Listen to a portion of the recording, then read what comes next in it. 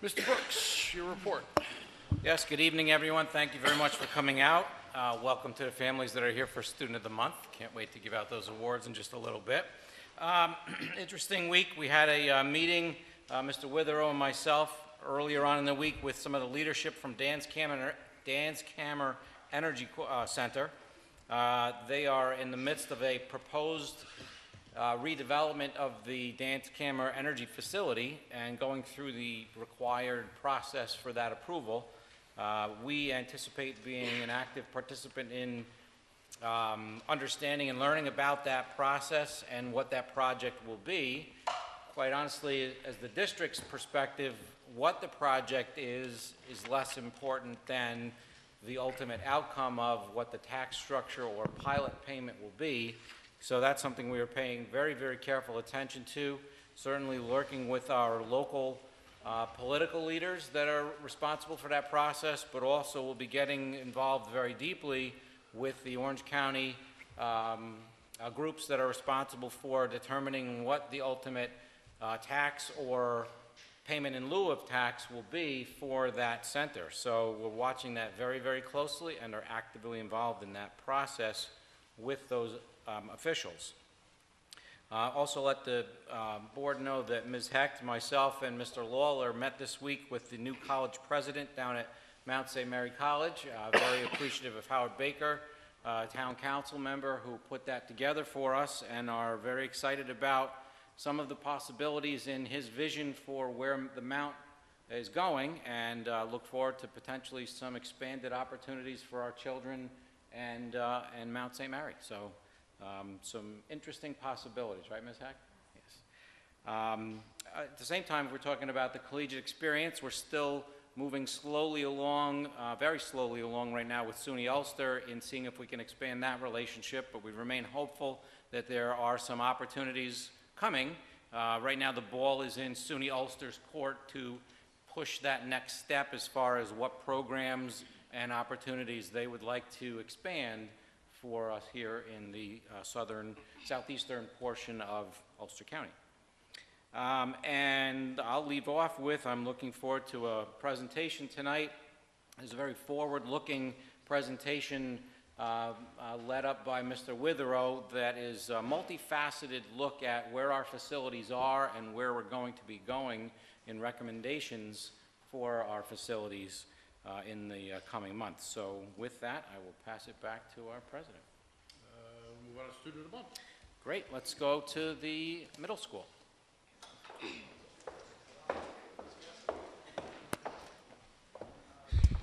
Good evening and happy holidays to everybody. It is our great pleasure to recognize the Marlboro Middle School December Student of the Month, a wonderful student that we have, a sixth grade student represented by the Marlboro team. And I'd like to invite up at this time Sean Robertson.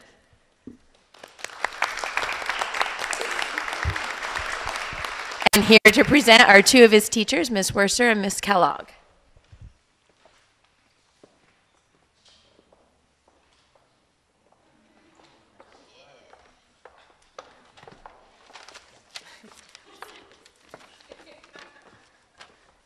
Okay, so when it comes time to select a candidate for Student of the Month, we decided that it's really all in the name.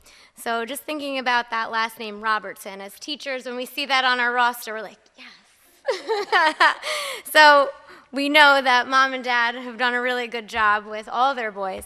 And then we thought about our first name here, so our Student of the Month. So for E, we said that he's extremely dedicated. Raise that a little bit. So he's dedicated in pretty much all aspects of his life so far that we know him.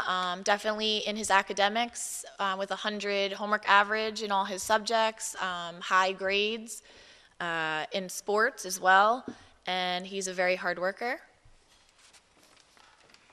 For A, we said he is always lending a helping hand. He is the first one to get up and help a struggling classmate without anybody asking him to do it. He's doing it because he wants to help, and we always notice and appreciate that.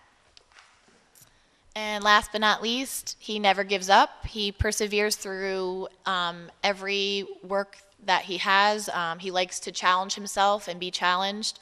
So he's always attempting harder problems. He actually asks to do them, right, especially in math. So he enjoys them and is always working hard in everything he does. So Sean T. Marlborough is extremely proud of you and looking forward to seeing all the great things you continue to do as you grow. So congratulations.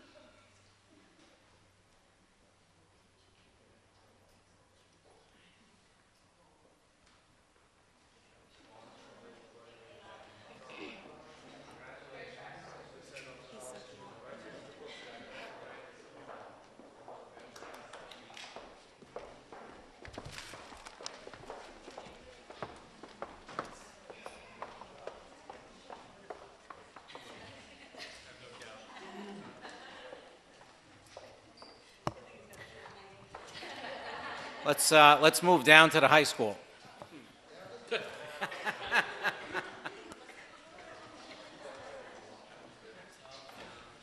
evening, everyone. Mr. Brooks, Mr. Milazzo. You know, it's very difficult to go after Mrs. Clinton, I have to tell you. But special kid tonight. You know, I like kids who don't give up. I like kids who fight. And our student of the month is that type of person. But Miss Rantanello, will you please come up? Tyler, Rizzo, come on up. Mrs. Rantanello is going to say some wonderful things about this young man. You trust her? Good job, Tyler.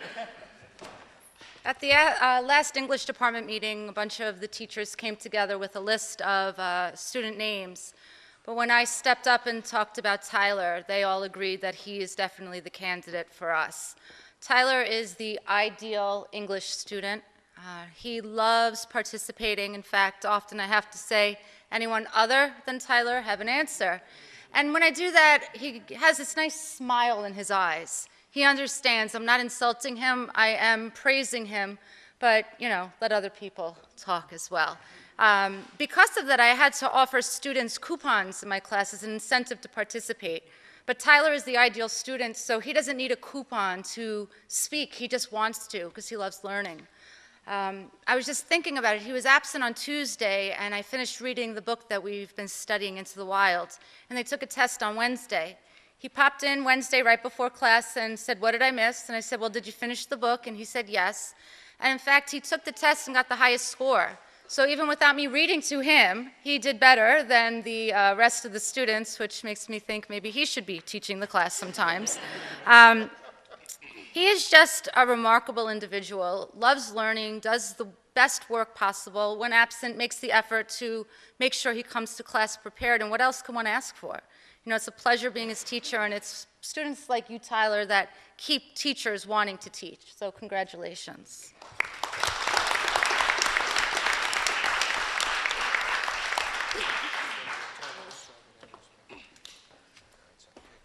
Right there's fine, right there.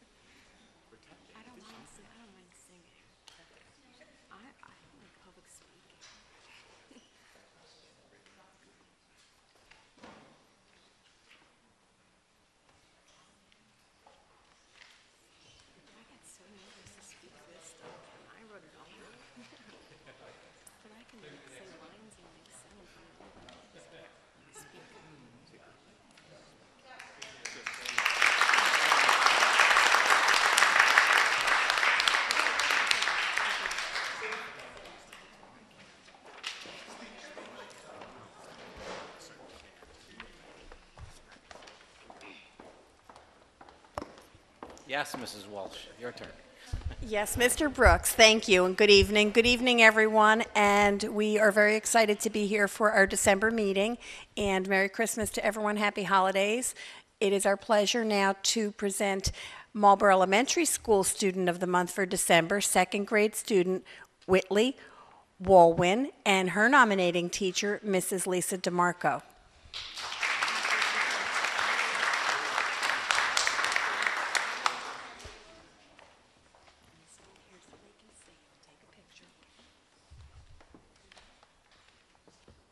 Good evening, everyone. From day one, Whitley stood out as a shining star walking into my classroom. She has excellent academics. She's always polite and respectful. She's kind to her peers, and she always has a big, bright smile coming into the classroom in the morning.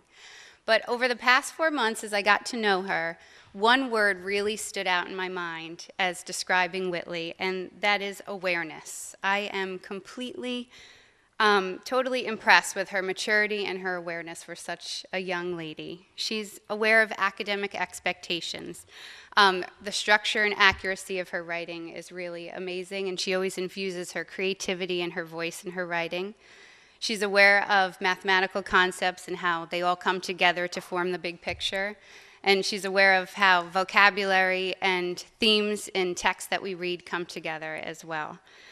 She's always aware of classroom routines. She's always anticipating what's going to come next in that week, in that day, in that hour, and the next in the unit. And she can always predict what I'm going to be doing. When we're ready to clean up for recess, most kids want to just put everything away quickly and get in line, and Whitley always takes her time and puts everything away appropriately because she's just aware of what it takes to run a classroom and keep it in tip-top shape. She's aware of those around her. She has an incredible sense of kindness. She's always willing to help her peers, to spell a word, to solve a math problem. She just quietly steps over, helps them out, and then steps back to what she was doing. And her peers look to her as well because she just is so kind to them. And she's aware of the world around her as well. She has family from St. Croix, she has family in New York City, and she's just aware of what's happening all around her in the world. So I want to say thank you to her family for raising such a wonderful young lady and sharing with her with me every day. And congratulations to Whitley. I'm so proud of you. Keep up the good work.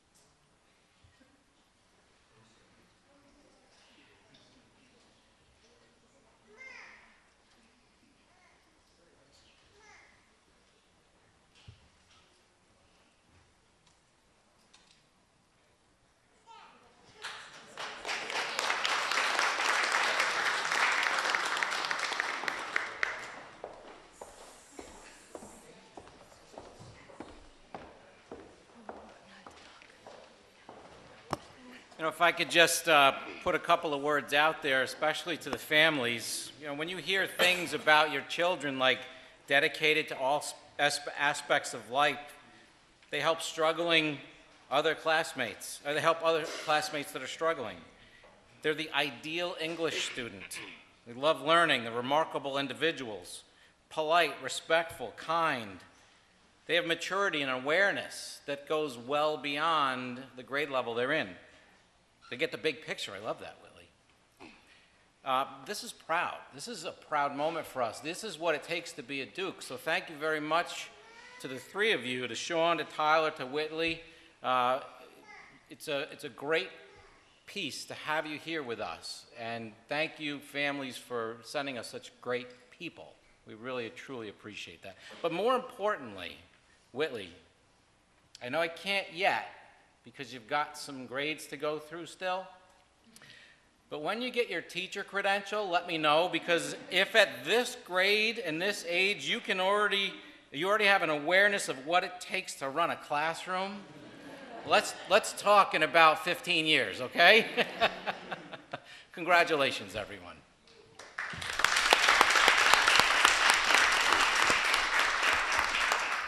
Okay, we're going to be having a presentation from the architects, so we're going to take a minute to get set up.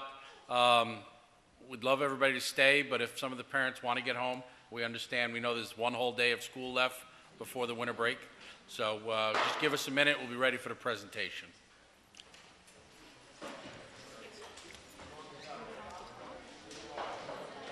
Yeah, we're going to do that, but we'll do it after. Yeah. I'm going to jump around.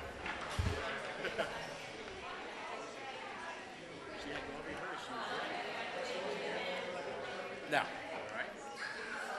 I'm heading out of It here. was a good natural place to give them the break. I just wanted to get through that and get to this point here.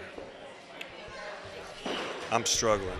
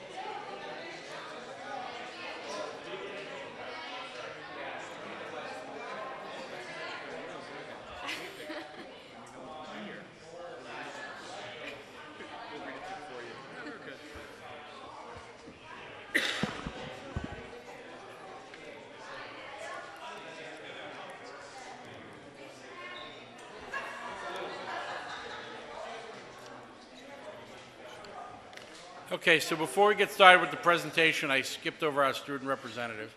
So Elizabeth, go ahead with your report. Good evening and welcome to tonight's business meeting. I would like to begin my report with two district-wide events. On December 3rd, there was a district-wide half-day for students due to faculty meetings. And from this Saturday, December 22nd to January 2nd, the Marlborough Central School District will be on a winter recess. On December 4th, the Marlborough Elementary School held their annual spelling bee. December 17th, the Marlborough Elementary School winter concert was held at the Marlborough High School and was live streamed onto the Marlborough Central School District's YouTube live stream. Tomorrow, December 21st, the Marlborough Elementary School Band and Chorus will be holding an in-school concert for students and teachers. On December 4th, the Marlborough Middle School held their annual spelling bee. On December 5th, the Marlborough Middle School had their winter chorus concert at the Marlborough High School and was also live streamed onto the Marlborough Central School District's YouTube live stream. Similar to the elementary school, tomorrow, December 21st, the Marlborough Middle School Band, Chorus, and Jazz Band will be holding an in-school concert for students and teachers. On December 1st and December 2nd, selected students from the Marlborough High School participated in the NYSSMA All-State Festival in Rochester, New York. The Marlborough High School held their annual winter concert. The concert included the high school's band and chorus, wind ensemble, and chamber choir on December 12th. On December 13th, the Marlborough High School had the opportunity to hear from a guest speaker, Hashim Garrett, about the Forgiveness Project at an in-school assembly. Students learned Hashim's story and how to find forgiveness. The National Honor Society held a blood drive on December 14th at the Marlborough High School. The blood drive was open to students and community members. The Marlborough High School Chamber Choir will be doing their annual district-wide Christmas caroling tomorrow, December 21st. Members of the Chamber Choir will be singing carols within each school and central offices. Thank you. Thank you. But we might be remiss if we didn't congratulate Elizabeth also on her last winter concert as a high schooler. So Elizabeth did a very nice job with the entire chorus, so it was really a beautiful show. Thank you. A big moment for you. Last one, right? Yeah. All right. Sad. Well done, though. Thank you. Okay, now we'll move on to the presentation. Yes, tonight begins an important process that will show the public that this board is keenly focused on maintaining a fiscally responsible approach to managing the funds and assets entrusted to us by our families. We have before us a series of school building needs that ask for our attention to help guide us in evaluating the best path forward in addressing these issues, primarily identified in our building condition survey, we've enlisted the expertise of Newburgh-based architectural firm CS Arch. The end result of our work during the next 3 or 4 months will be a series of recommendations for the board to consider, which will address facility maintenance, health and safety matters, and instructional space improvements, which will directly impact students' learning environment. With that, I want to pass things off to Mr. Withrow, who will begin our presentation.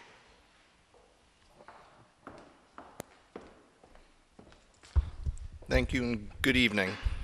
So you may remember very recently we went out to RFP to look for a new architectural firm in anticipation of addressing the building condition survey and the needs that were identified in that report. We selected CS Arch and we brought them on board to help evaluate the building condition survey, so they will take a look and evaluate the conditions that were reported in the survey, verify the existence, and determine what needs to be done to rectify that going forward. As part of that process, we also were in discussions with Bill Tangney from Siemens. Bill's in the audience also, with discussions on an energy performance contract. It's a little bit different than addressing needs of a building condition survey, but it ultimately results in improvements to the facilities and the learning environment within the district. That's something that we plan to address as we get into January to look at the opportunities presented through an energy performance contract. And that type of work is typically done with no cost to any taxpayer or to the district. It's just funded out of savings through the operational budget. That being said, tonight, Tom Ritzenthaler from CS Arch, who's our principal contact with the architecture firm, is going to talk about some of the process involved with looking at what needs to be addressed through the building condition survey, talking to building administrators about educational program needs, and he's really going to help guide the district to put together a plan of what needs to be addressed that we can present to the Board of Education. As you're aware, we do have some bond debt dropping off in the near future. It's a perfect opportunity to look to address some concerns of our infrastructure within the district, while at the same time adding no new debt load to the district, with the concept being we replace possibly a portion of the debt that's retiring so we can achieve the goals of maintaining the infrastructure, improving the educational program, while at the same time lessening our debt ratio to try and become more in line with our neighboring districts. So with that being said, I'm going to invite Tom to come up and walk us through what he's seen so far. I think he just gave my entire presentation, so that was good. Well, thank you to the Board of Education. It's a pleasure to meet all of you, and certainly a pleasure to meet the community. We are just starting on this process, but it is nice to be able to address you early on to let you know what that roadmap is.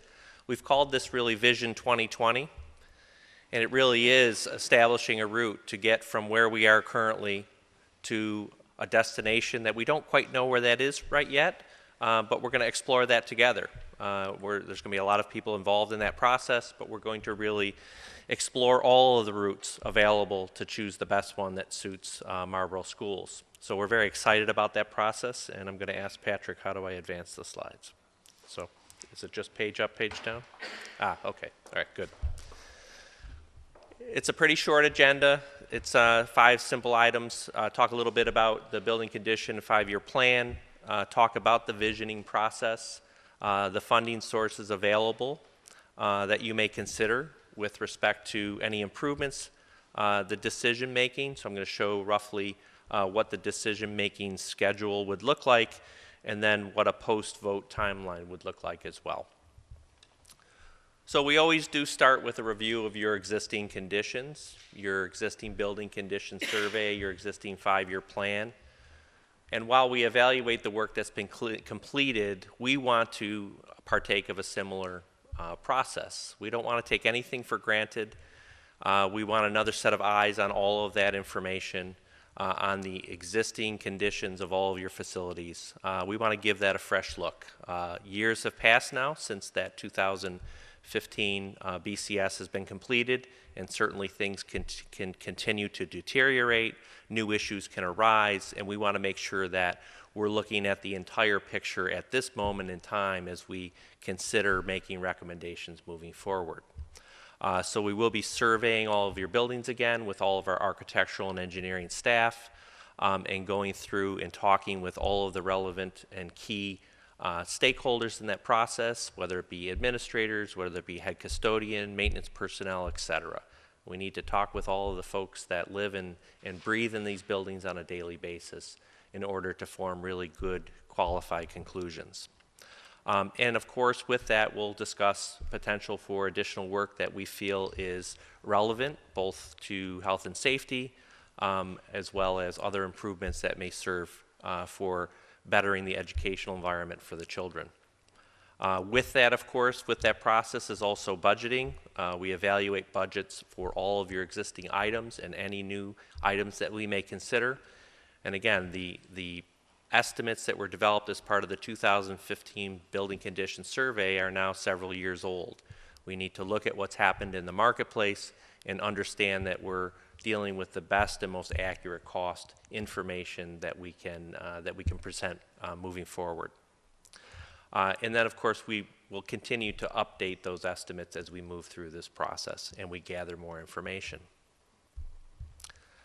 Then when we get to the fun stuff, the things that I like to really talk about, which is, you know, the education within the buildings. This is a very important step in the process. It's one thing to look at the physical plants that serve the staff and students, but it's another to look at how education is served and delivered in each of the buildings.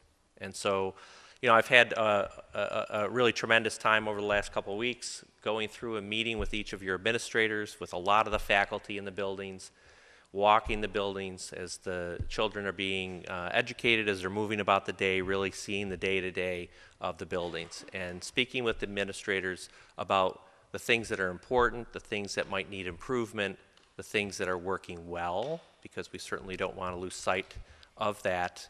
And I have to say, and I expressed this with Mr. Brooks earlier today, it's been just really a pleasure to meet all the faculty, to meet the administrators. Everybody has been unbelievably welcoming, unbelievably helpful. It's been great to meet some of the students as we've gone along as well. It's really been nice to see and see them in the buildings, see how many movies we've watched during the day. We've seen a lot, but it was very nice of them to give of their time, to be able to allow us into the classrooms, to see the kids in the classrooms, in the cafeterias, et cetera, and really understand how the building lives and breathes as we start to potentially make additional recommendations.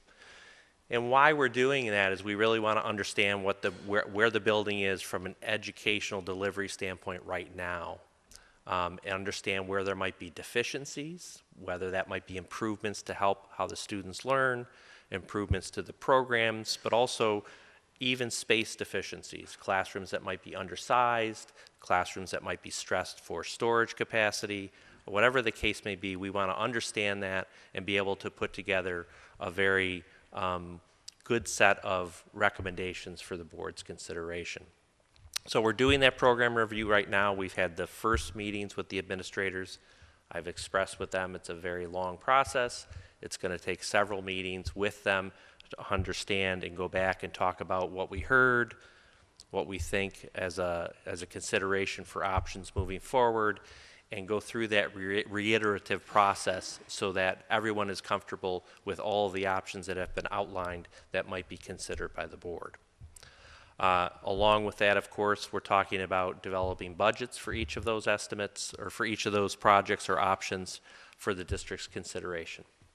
And then, of course, we have to look at projected funding sources, building aid, and the State Environmental Quality Review Act, and any other agency requirements that might be in effect as it relates to the proposed options or improvements being recommended. Everyone with me so far?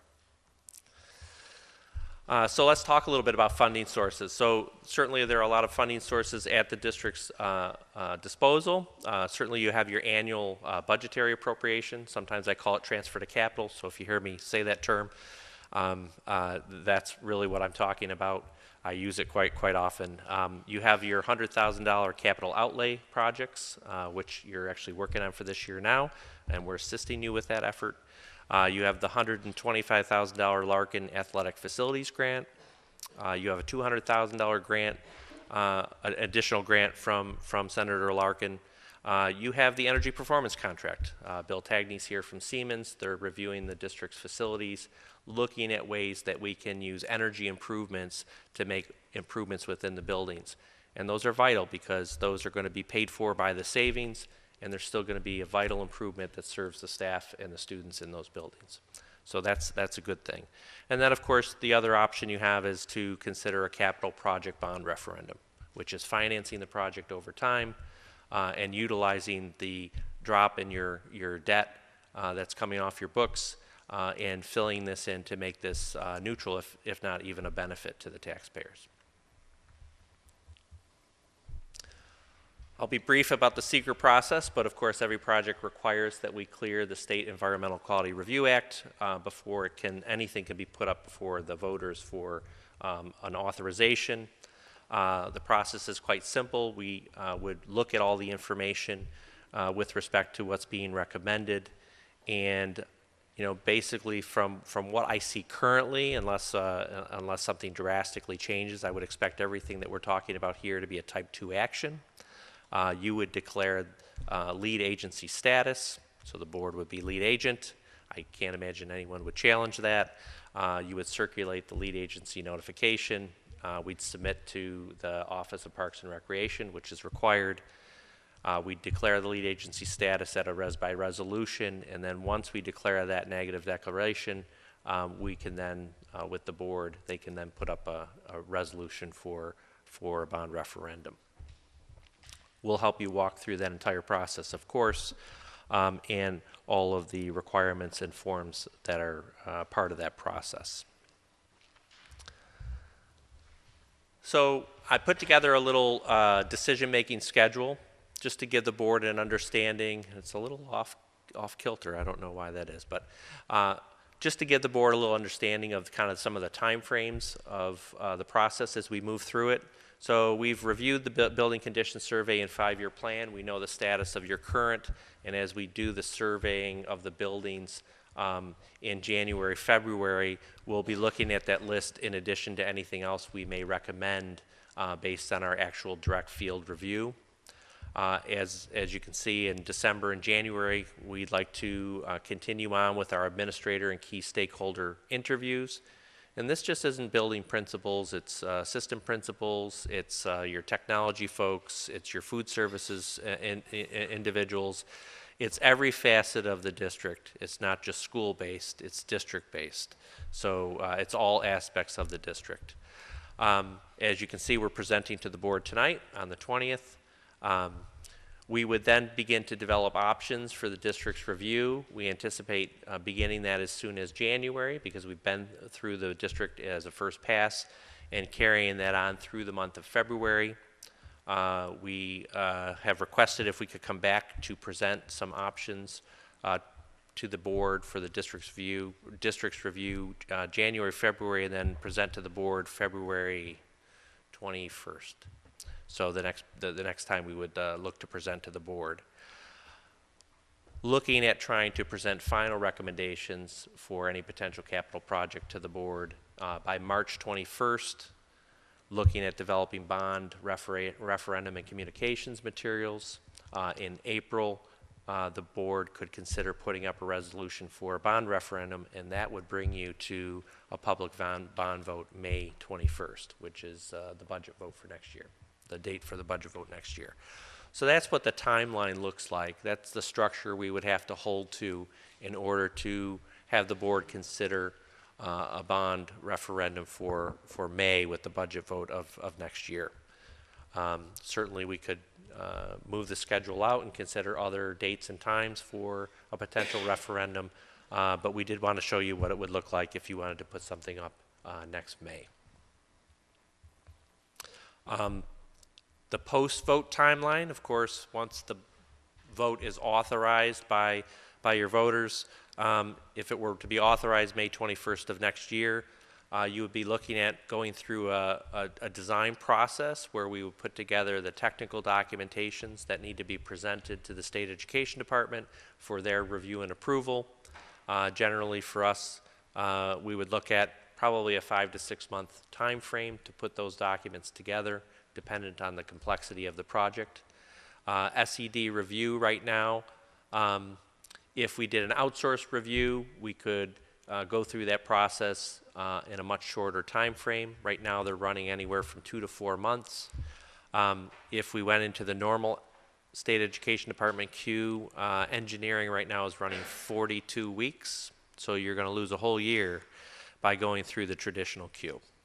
The outsourced queue is starting to back up a little bit, and I think it's because the 42 weeks is really impacting a lot of districts in trying to meet a summertime schedule.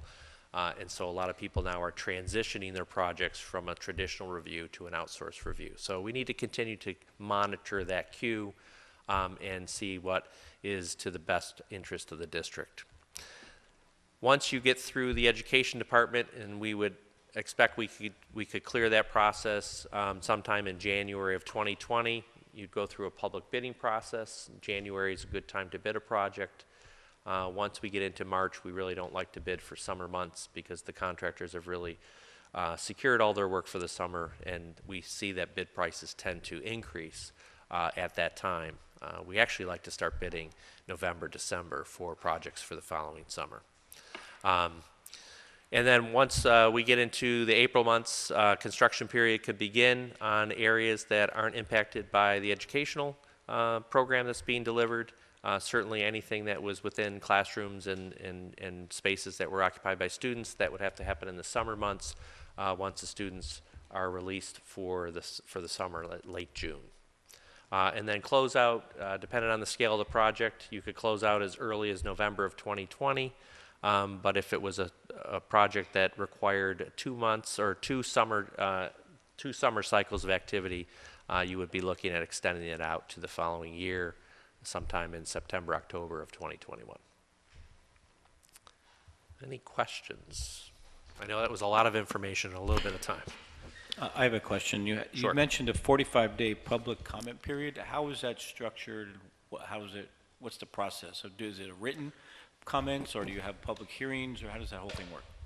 So for the bond referendum? Yes. So the bond referendum is a 45-day requirement from the date you put up the resolution till the time you can have the public vote. Typically during that time you are holding public meetings where you're presenting the information with respect to the proposed referendum and allowing the public a chance to speak for or against, or however they want to speak with respect to the project in public session. Similar to your board meetings, you could actually have a specific meeting related just to the referendum. And I think it really depends on how much public interest there is in that. I don't see anything that we're looking at that's going to be controversial. I mean, what we're looking at are very straightforward infrastructure, health and life safety, security, and some basic educational improvements within the buildings. So I don't. There's no real smoking guns here, at least from my first pass through that I've seen. I don't think anything's going to create a lot of controversy with respect to the community. At least I hope not. I think we're going to be able to establish both to the board and to the community the true need for each of these improvements. Thank you.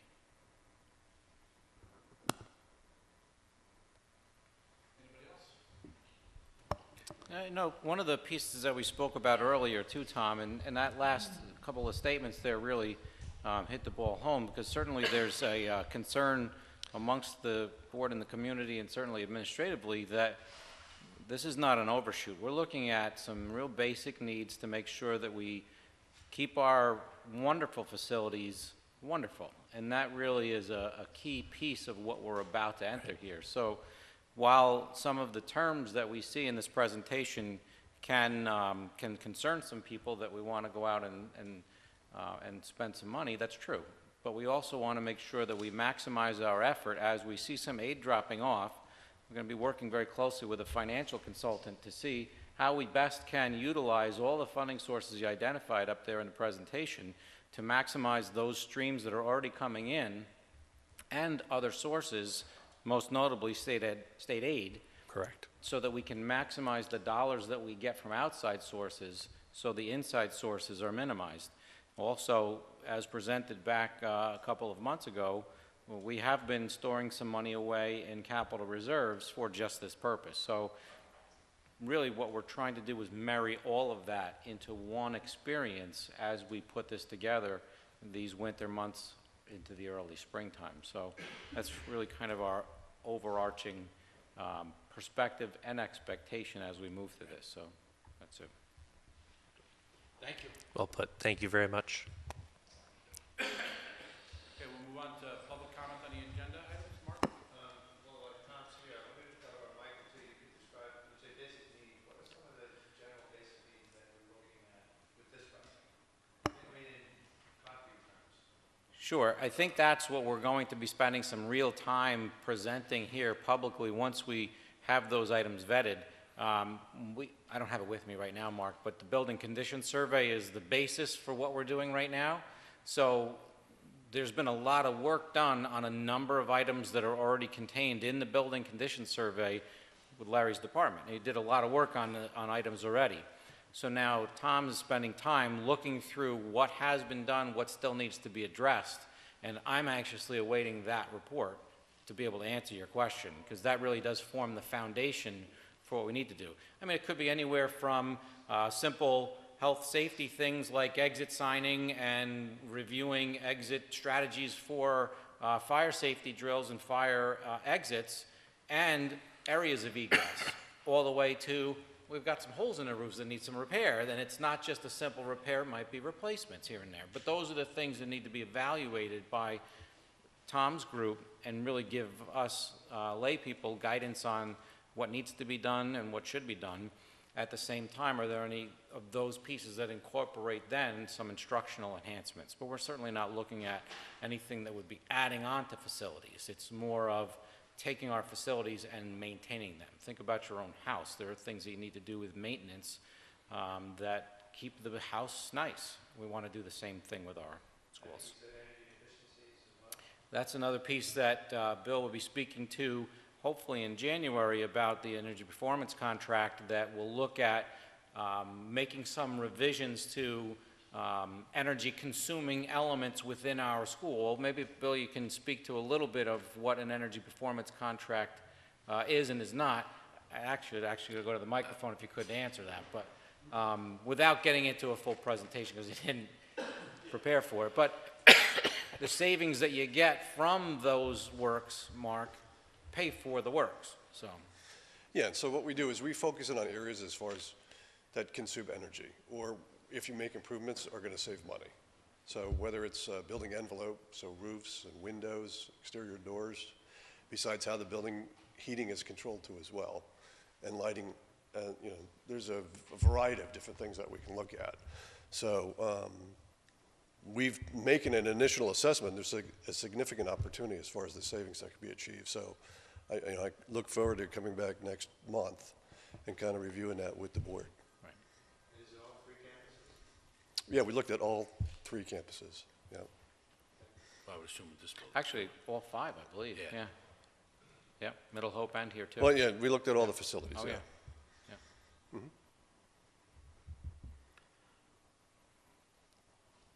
Good. Thanks. Okay. Public comment on the agenda items. Any public comment on the agenda items?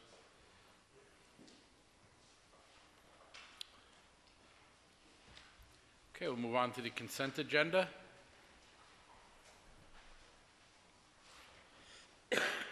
Pat, can we fix the screens? The presentation's up, yeah.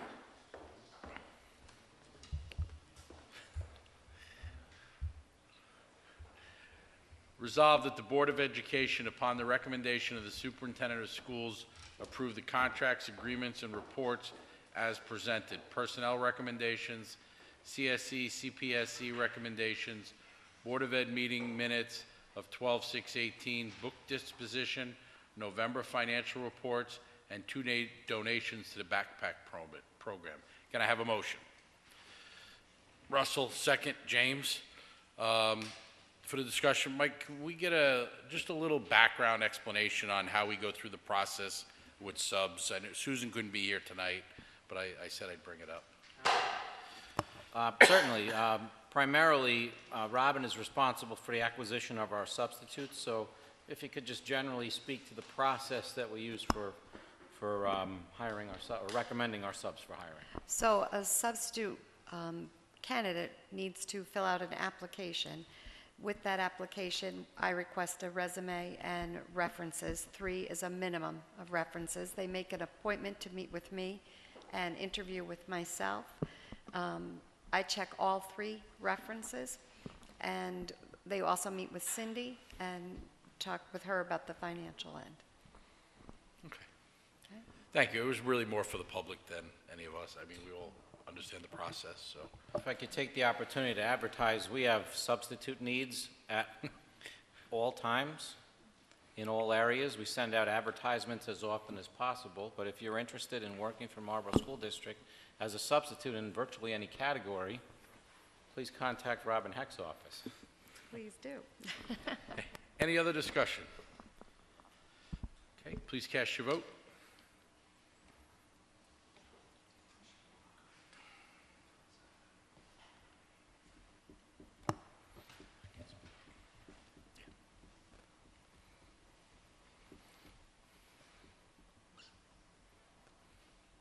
Motion carried, 5, 1 abstaining.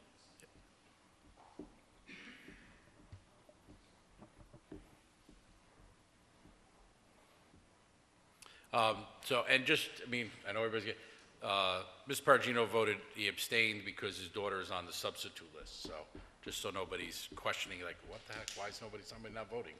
So, you want to introduce? Yes, Marilyn's not with us tonight, but I do want to acknowledge Marilyn Ashley, who was just hired as a leave replacement for us. Marilyn comes to us with a certification in childhood education 1-6 and students with disabilities 1 through 6. She will be working at the elementary school. She is working at the elementary school. She has her undergraduate degree with a bachelor's in childhood education from SUNY New Paltz, and her graduate degree with a master's in special education also from SUNY New Paltz. So welcome, Marilyn Ashley.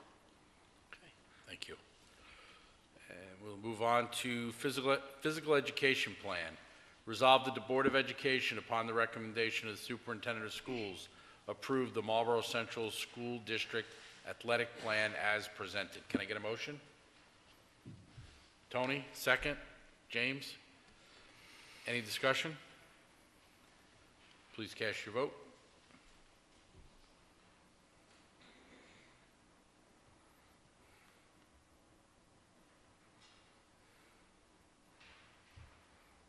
Motion carried, 6-0. Okay.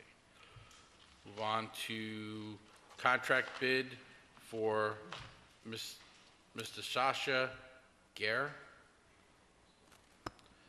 Resolved that the Board of Education, upon the recommendation of the Superintendent of School, approve the RFP MCSD 04-2019 School District Medical Director of Mr. Sasha Gere, FNP, at $105 per hour and $10.50 per physical for the time period of January 1, 2019 through to December 31st, 2019, with renewal options as presented. Can I get a motion? John Merrill, second. James? Any discussion? I have a question. Mike, can you explain a little bit of the background on the medical director? Have we had one in the past, or have we been without one for a little while? I don't remember the conversation, and if we had any, I apologize. Sure, we always have a medical director. We've had an interim medical director. If you recall, we put a stopgap in place until we rebid the process. Maybe Mike, Pat and Rose can speak to that.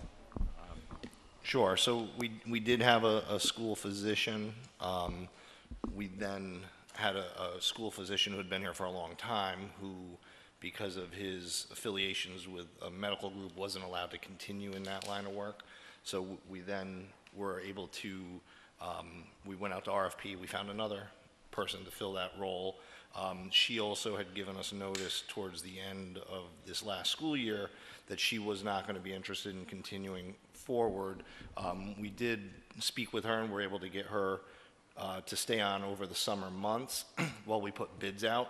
This was actually the third time we put this bid out, because the first 2 times we didn't get any response from anybody.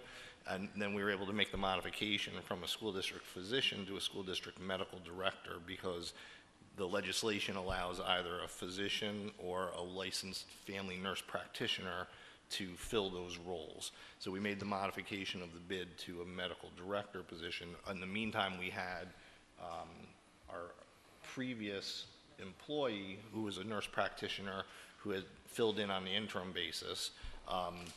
We then had one response with Mr. Gary's, a district resident with children in the district. He met with Ms. Mealy to review the qualifications. He got clearance from his place of employment, so we're ready to put somebody permanently in position. Is there any change in the financials, or is it pretty much a wash from where we were I before? think we're right. This, I believe, was the same rate that we had for the last full-time person who was in the position. If it is different, it's you know, a couple dollars an hour difference, but All right, it's right thanks. there. I didn't remember that whole story, but the Sure. timeline makes sense Right. because nothing this year except for the interim. Right. that you have. Okay. Any other questions? Please cast your vote.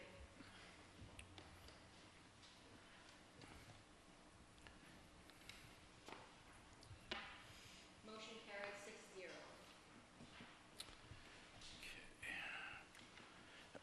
Next will be the minimum wage and homebound instruction rates as of December 31st. Resolved that the Board of Education, upon the recommendation of the Superintendent of Schools, approves the new minimum wage hourly rate of $11.10 effective December 31st, 2018. Additionally, the Board of Education, upon the recommendation of the Superintendent of Schools, approves the new homebound instruction hourly rates at $26 an hour for non-certified teachers and $30 an hour for certified teachers effective December 31st, 2018. Can I get a motion? Russell, second. John Cantone.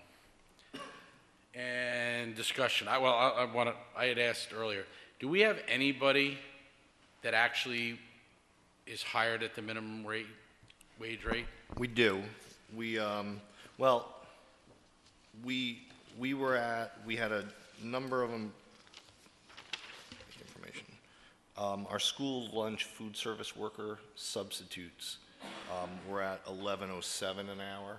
I believe minimum wage was $11 an hour. Previous was $10.40 per hour. So we have 3 classifications of people with this change that would be below that minimum wage. And they were the substitute food service workers, substitute lunchroom recess aides, and substitute custodial workers. And then for our non-substitute rate schedule, what is the lowest? Would that be like, we just did on the personnel recommendation, we had a monitor. So that was a step 1 at $14.59.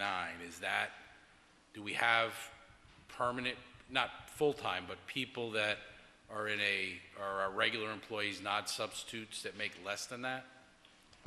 You know what we can do? We can pull together a chart for you so that you have a full picture of what our categories are in the hourly rate for our regular employees and those subcategories. So you can get a full picture of what's what. We can get that for you pretty quick. Obviously not tonight, but Yeah. we can get that pretty quick into early January. What's the rate go up to next December, Pat? Next December, the rate will increase to $11.80 per hour. Does anybody else have any questions? Not me.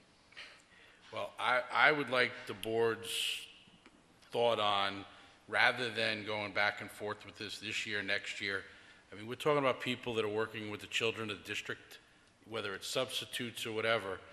To think that we're paying the minimum wage seems kind of weird to me. They can get a job at McDonald's, Hannaford, wherever, making more money. I'd at least like to make it next year's minimum wage rate for right now while we further investigate and see where we can go. Right now, I was just able to pull up quickly, a step one lunchroom recess aide would start at $12.88 an hour. Okay. So, which is probably the lowest rate we're paying. Most anyway. likely, that's. Okay. Right. But I would like to go to the 1180, at least get us, that gives us this year to really look at these issues across the board with our part-time people and our substitutes, and just try and see if we can be a little fairer with them, and maybe we'll get more people. I don't know. Thoughts, concerns? But if I'm understanding it correctly, it's really only hitting the substitutes right now. Right now, it's just hitting the substitutes. Because the lowest one is already above next And the year's others, rate. we can't do anything with the others? Right, 'cause they're that's all contractual. Right, okay. But the substitutes is the area that we have the ability to change. But we don't, obviously, you wouldn't want to go into the area where you're dealing with your contractual people. But at least if we can, if we know it's going to 1180 next year, if we do that now, that buys us the whole, first of all, we're going above what it is. It buys us time. We're coming into contract time anyhow with some of these groups, so we can look at all of that. Yeah, I'm comfortable. The reality is we're talking, you know, when you look at the budget, you're talking pennies, so just do it now, get it over with. Okay.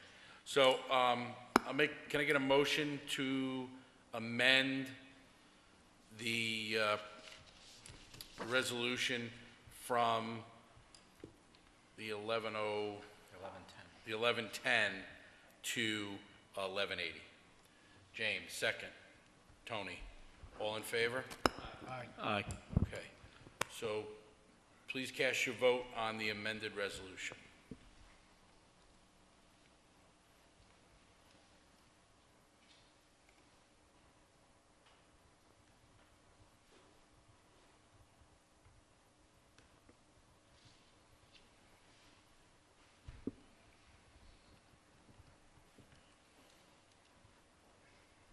Motion carried 6-0.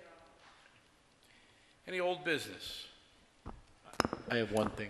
We talked a little bit about a proposal coming from the athletic director soon for a potential lacrosse Yes. activity, because we're not sure which one it's going to be. Just, I was curious about the timeline of when we have to see that, where that could potentially be in place for the season coming up. I anticipate something in January. A proposal or a Discussion. recommendation, Yeah. whatever. Okay, Yep. thanks. Any other old business? I also have a communication from a parent that's involved with that wants to try and talk and meet.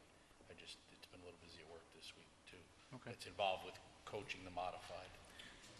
Yeah, there's real student interest, and Deb, myself, and Jonna had an initial meeting a couple weeks back, and there seems to be a lot of student interest. So it looks like it's something that we will be able to pull together for the board to consider.